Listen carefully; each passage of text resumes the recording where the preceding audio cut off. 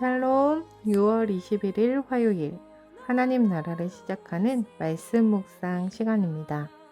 오늘 우신 공동체에게 주신 하나님의 말씀은 사무엘상 28장 3절부터 14절까지의 말씀인데요. 젊은일 누리의 박단비 집사님께서 말씀 봉독해 주시겠습니다. 사무엘이 죽었으므로 온 이스라엘이 그를 두고 슬피 울며 그의 고향 라마에서 장사하였고 사울은 신접한 자와 박수를 그 땅에서 쫓아내었더라. 블레셋 사람들이 모여 수넴에 이르러 진침해 사울이 온 이스라엘을 모아 길보아에 진쳤더니 사울이 블레셋 사람들의 군대를 보고 두려워서 그의 마음이 크게 떨린지라. 사울이 여호와께 묻자오되 여호와께서 꿈으로도 우림으로도 선지자로도 그에게 대답하지 아니하시므로 사울이 그의 신하들에게 이르되 나를 위하여 신접한 여인을 찾으라. 내가 그리로 가서 그에게 물으리라 하니 그의 신하들이 그에게 이르되 보소서 엔돌에 신접한 여인이 있나이다.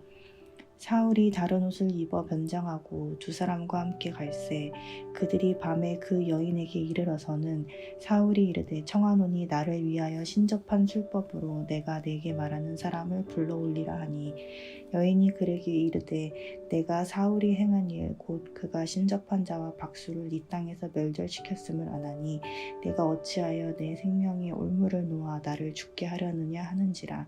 사울이 여호와의 이름으로 그에게 맹세하여 이르되 여호와께서 살아계심을 두고 맹세하노니 내가 이 일로 벌을 당하지 아니하리라 하니 여인이 이르되 내가 누구를 내게로 불러올리랴 하니 사울이 이르되 사무엘을 불러올리라 하는지라.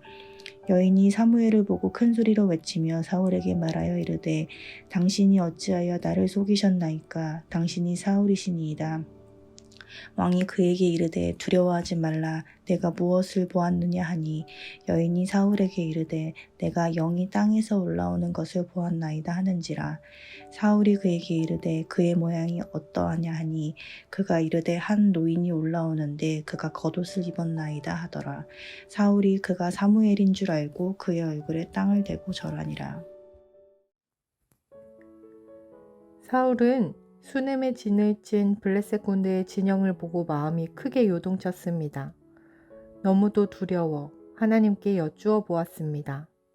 그러나 하나님께서는 꿈으로도 우림과 둠밈으로도 선지자를 통해서도 사울에게 아무런 대답을 해주지 않으셨습니다. 나라가 위기에 처할 때마다 든든한 기둥처럼 의지하던 사무엘 선지자는 이미 7년 전에 죽었습니다. 사울 왕은 사무엘을 잃었을 뿐만 아니라 하나님까지도 잃어버린 상태였습니다. 이렇게 궁지에 몰린 사울은 최악의 선택을 하고 맙니다. 사울이 선택한 방법은 무당을 통한 접신이었습니다. 이방인들이 신의 뜻을 구할 때 행하는 수단이었습니다. 이것은 모세 율법에서도 금지되어 있는 아주 사악한 행위였습니다. 게다가 사무엘이 죽었을 때 사울은 박수와 신접하는 자들을 내쫓기까지 했었건만 하나님께서 응답하시지 않는 상황에서 사울은 변장하고 엔돌에 있는 무녀를 찾아갔습니다. 사울은 무녀에게 사무엘의 혼백을 불러달라고 했습니다.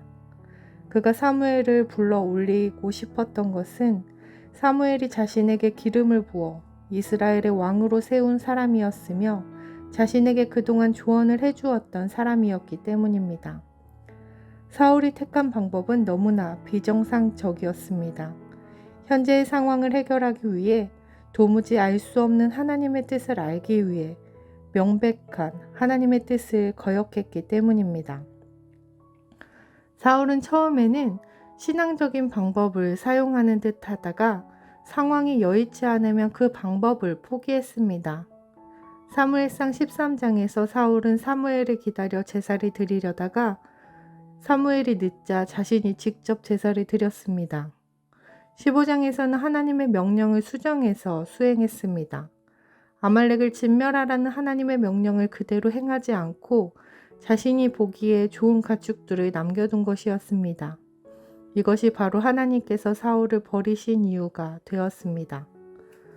우리가 기억해야 하는 것은 하나님께서 사울을 버리셨기에 이러한 결과가 일어난 것이 아니라 사울의 이러한 결과는 사울의 행동이 자초한 것이라는 사실입니다. 우리가 운명이라 말하고 있는 결말은 하나님께 모든 책임이 있다는 것이 아니라 인간의 하루하루 삶에 의해 만들어지는 것입니다. 사울이 회개하고 돌이켜 근본적인 회개를 했더라면 사울의 결말은 성경의 내용과 달라지게 되었을 것입니다. 어떤 사람은 일방적으로 하나님의 총애를 받은 다윗과 사울을 대조시키며 사울을 하나님이 정해주신 운명과 씨름하는 사람으로 묘사하기도 합니다. 그러나 다윗만큼 어려운 시련을 견딘 사람이 없었고 하나님의 혹독한 단련을 버텨낸 사람도 없습니다. 반면 사울만큼 편안한 위치에 있으면서도 회개하며 새롭게 할 수 있는 기회를 오랫동안 여러 번 가진 경우도 없었을 것입니다. 사울은 결국 하나님이 아니라 사람을 의지했었습니다.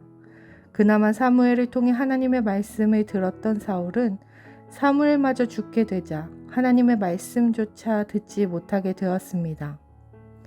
우리는 사울의 이러한 모습을 반면교사 삼아 우리의 삶의 자리에서 우리를 향하신 놀랍고 엄청난 하나님의 언약, 우리에게 주어진 선물인 은혜를 붙들며 그 은혜와 사랑에 나는 어떻게 반응하며 살아갈 것인가 고민하며 삶으로 살아낼 수 있는 우신 공동체 되길 간절히 소망합니다. 기도하겠습니다. 하나님, 하나님의 신실하신 언약과 구원, 은혜를 기억합니다. 그 은혜를 기만하여 내가 원하는 대로 살아가는 방종을 범하는 것이 아니라 또 은혜를 망각하여 은혜 없는 사람으로 살며 두려워하는 것이 아니라 우리에게 주어진 그 사랑과 은혜로 인해 우리의 삶의 자리에서 고민하며 삶으로 살아가는 그리스도인, 우신 공동체 되게 하옵소서.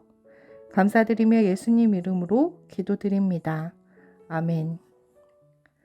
말씀을 기억하며 기도의 자리로 나아가겠습니다.